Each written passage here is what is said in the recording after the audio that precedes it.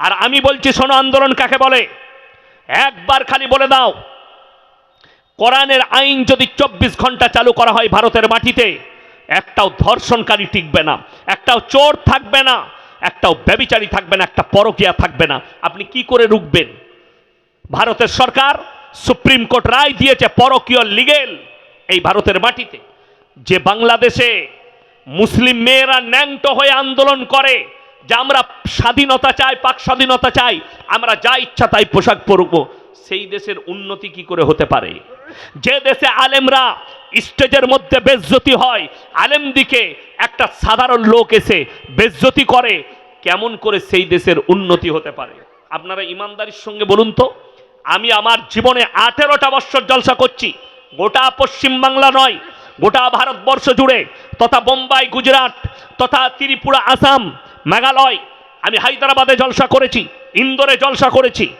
ইন্দোরে যখন জলসা করতে গেছি আমি প্রথমবার, তখন আমার নামে থানায় অভিযোগ হয়েছে এই বক্তা ওহাবি বক্তা, এই বক্তা বাংলাদেশি বক্তা। আমার জন্য বাংলাদেশি তাকমা পর্যন্ত দিয়েছিল কারা? এক শ্রেণীর জিলাপি হুজুর। এই মালকে ইন্দোরের মাটিতে জলসা করতে দেওয়া যাবে না। তারপরে আমি যখন পৌঁছালাম এয়ারপোর্ট থেকে নেমে, বিশ্বাস করুন আমি এত খুশি হয়েছি। সেখানে আমার আধার কার্ড আমি হোয়াটসঅ্যাপে করেছিলাম, তারা দেখার পরে সেখানকার এসপি সাহেব তিনি অর্ডার দিয়েছিলেন জলসা হবে, আমার প্রশাসন দাঁড়িয়ে থাকবে। বিশ্বাস করুন আমি যখন জলসা করলাম 3 ঘন্টা 2.5 ঘন্টা বয়ান করেছি। বয়ান করার পরে টাইম শেষ, যতটা পাস ছিল ততক্ষণ পর্যন্ত, কিন্তু খুদ যে অফিসার দাঁড়িয়ে ছিল সে বললে স্যার हमको बहुत अच्छा लग रहा है और 10 मिनट बोल दीजिए। জোরে বলুন না সুবহান আল্লাহ।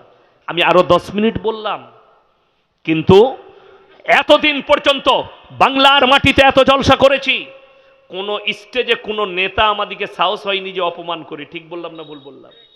আমি রাজনীতির কথাও বলি, শুনেছেন না শুনেননি? আমি রাজনীতিবিদদের বিরুদ্ধেও বলি, সরকার অন্যায় করলে সরকারের বিরুদ্ধে বলি। কিন্তু আমি দেখতে পাই বাংলাদেশের মাটিতে বাংলাদেশের মানুষ জানে না ইয়াসিন সাহেব দাওয়াত নিয়েছিলাম এই বছরে, আমি কেন যাইনি? আমার কাছে লিখিত কাগজ লাগবে। আপনি স্টেজে ফুল ফর্মে কথা বলবেন, কারো বাপের হিম্মত হবে না যে আপনার বয়ানে বাধা দিই। আমি আমার ইচ্ছা মতো কোরআন হাদিসের কথা বলবো। তাতে রাজনীতির ভেতরে ঢুকতে হলেও আজকে অনেক মানুষ মনে করে আপনারা মৌলী সাহেব মানুষ, এটা জলসা কোরআন হাদিসের স্টেজ, আপনারা কেন রাজনীতির কথা বলবেন? আমি তোমাকে জিজ্ঞেস করতে চাই, যদি এই স্টেজে রাজনীতির কথা মানুষকে না বুঝাতে পারি, তাহলে একজন রাজনীতিবিদ ইসলামকে নিয়ে কি করে চিনিমিনি খেলতে পারে? ইসলামের বিরুদ্ধে কি করে বলতে পারে? একটা রাজনীতির মঞ্চ থেকে ইসলামকে কি করে টার্গেট করতে পারে? এখনো পর্যন্ত একটাও আন্দোলন হয়নি। তন্ময় ভট্টাচার্য সিপিএমের একজন নেতা, সে নবীজিকে বলেছেন সে এক হাতে তলোয়ার, সে যোদ্ধা ছিল, সে কোনো ইসলাম প্রচারক ছিল না। এখনো পর্যন্ত কোনো মৌলবি আন্দোলন করেনি। যদি কেউ আন্দোলন করেছে এই জলসার স্টেজ থেকে ফেসবুক আর ইউটিউবের মাধ্যমে এই বাপের বেটা ইয়াসিন করেছে। আমি তাকে গালি দিয়েছি, আমি তাকে বলেছি বাপের বেটা হলে আমার সঙ্গে বসো, যদি হারামের আওলাদ না হও একবার আমার সঙ্গে বসো। প্রতিনিয়ত নাজিয়া ইলাই খান বলে একটা মেয়ে ইসলামকে গালি দিচ্ছে, মৌলবিদিকে গালি দিচ্ছে। আর শফিকুল বলে আরামবাগে এক হারাম আওলাদ আছে, সে নিজেকে বলে মুসলিম কিন্তু একে মুসলমান বলা যাবে না। আমি তার কাছে টাইম চেয়েছিলাম, বাপের হিম্মত থাকলে আমার সঙ্গে 10 মিনিট বসো, যে কোনো জায়গায় বসবে। আমার 100টা ইউটিউবার থাকবে, তোমার যতগুলো দালাল মিডিয়া আছে ডাকবে, আমি 10 মিনিটের ভেতরে প্রুফ করাবো ওটা কাফের, ওটা মুশরিক, ওটা বেঈমান, এ মুসলমানই হতে পারে না। যারা আল্লাহর বিরুদ্ধে বলবে তার বিরুদ্ধে আমি বলবো না। বড় কষ্ট লাগে।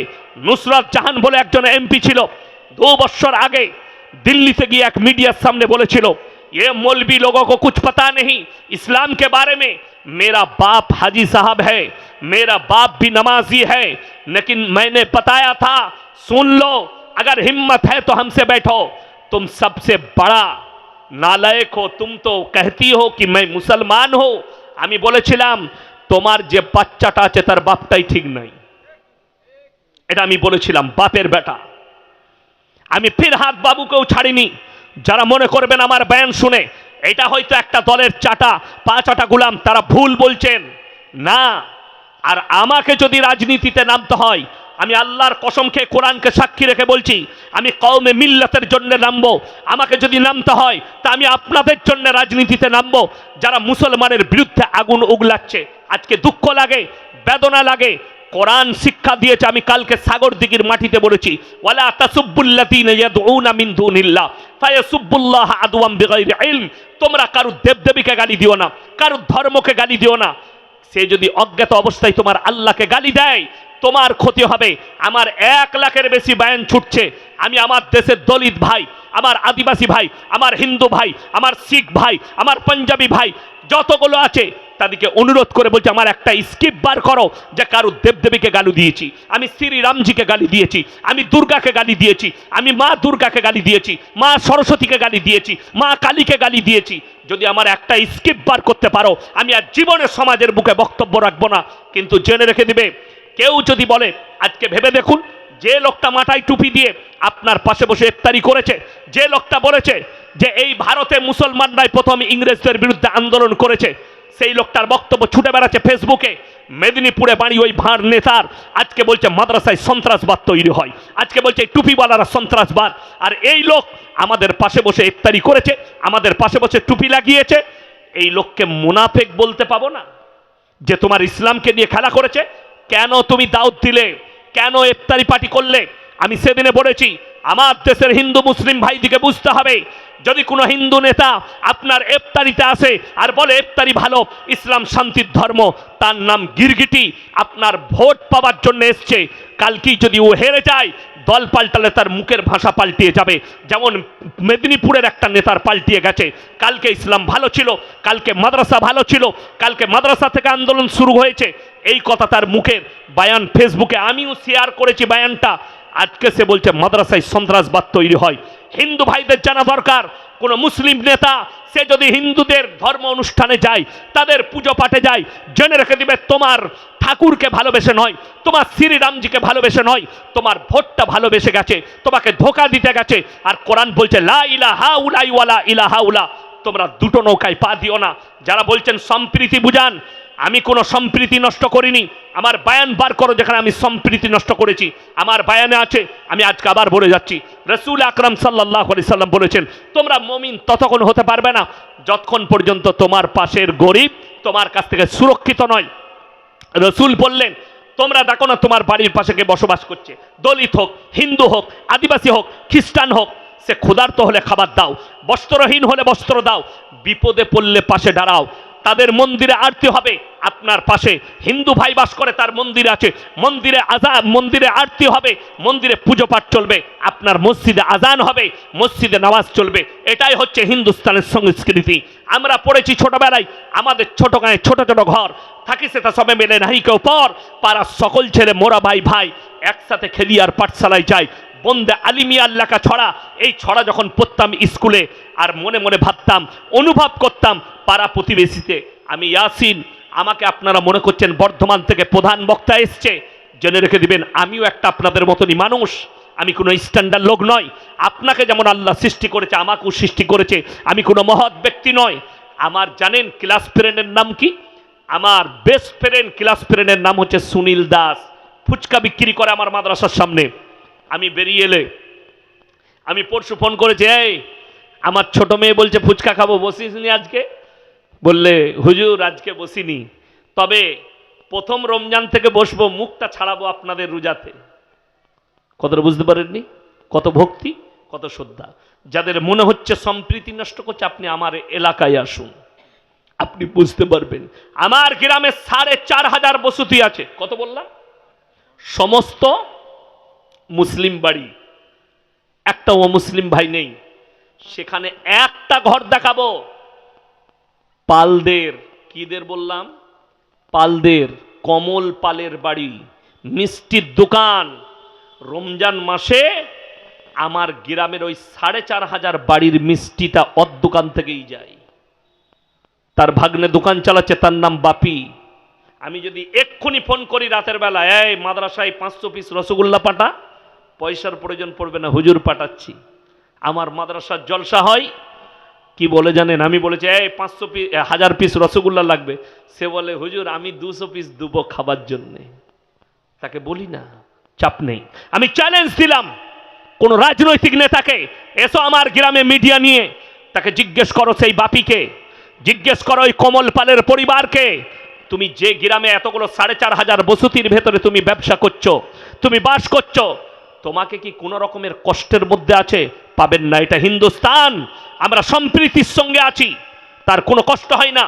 কমল পাল মারা গেছে, রেকর্ড আছে, আমার গ্রামের মানুষ, তার পরিবার আসেনি, আমার গ্রামের মানুষ ট্রাকে করে, লরি করে তার গ্রামে শ্মশানে পৌঁছেছে এবং তাদের পরিবারের লোক সেখানে, তারা তাদের মতো করে সৎ কাজ করেছে। আমাদের গ্রামের লোক খালি পৌঁছে দিয়েছে কি, তার বডিটা সেখানে পৌঁছেছে, তারা তাদের ধর্ম মোতাবিক করেছে। এটাই হিন্দুস্তানের সংস্কৃতি। ভেবে দেখুন, আজকে কুম্ভ মেলায় নো এন্ট্রি ছিল মুসলিমদের, অথচ আমি ভিডিওতে দেখলাম একটা মুসলিম পাড়া, ওই ইলাহাবাদে একটা মুসলিম পাড়ায়, যেটাকে প্রয়াগরাজ বলা হচ্ছে, স্টেশনের নাম পাল্টানো হয়েছে, আগে ছিল ইলাহাবাদ, এখন হচ্ছে প্রয়াগরাজ।